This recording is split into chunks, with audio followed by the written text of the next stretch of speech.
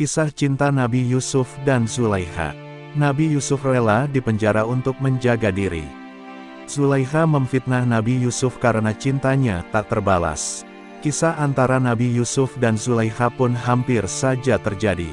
Untung saja sang Nabi ingat dan menyadari akan tindakannya. Zulaikha adalah cobaan terberat bagi Nabi Yusuf. Sebagai laki-laki, Nabi Yusuf juga memiliki nafsu. Terlebih Zulaikha adalah perempuan yang begitu cantik jelita.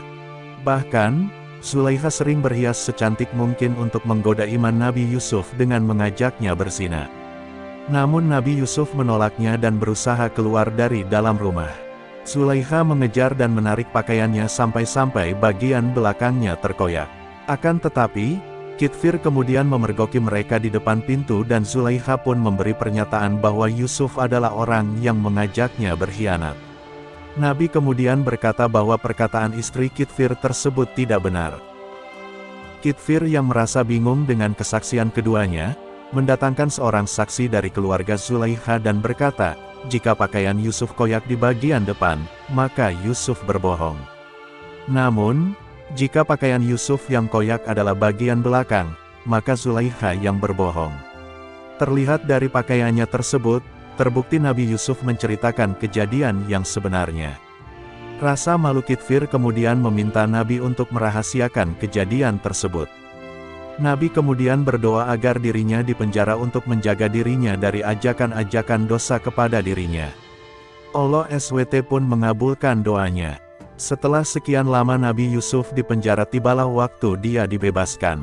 Nabi Yusuf pun akhirnya menjadi pejabat negara, bahkan menjadi pengganti raja sebelumnya yang telah meninggal. Nabi kemudian dipertemukan kembali dengan Zulaikha yang saat itu sudah jatuh miskin sehingga hidupnya telantar. Penglihatannya pun menghilang dikarenakan tangisan panjang terhadap Yusuf. Nasib juga membuat Zulaikha menjadi pengemis. Segala fitnah yang pernah dilakukan Zulaikha terhadapnya tak membuat Nabi Yusuf marah.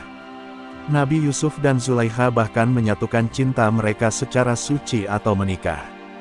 Selanjutnya orang-orang suruhan Yusuf membawa Zulaikha dan memandikannya lalu membawanya kepada Yusuf.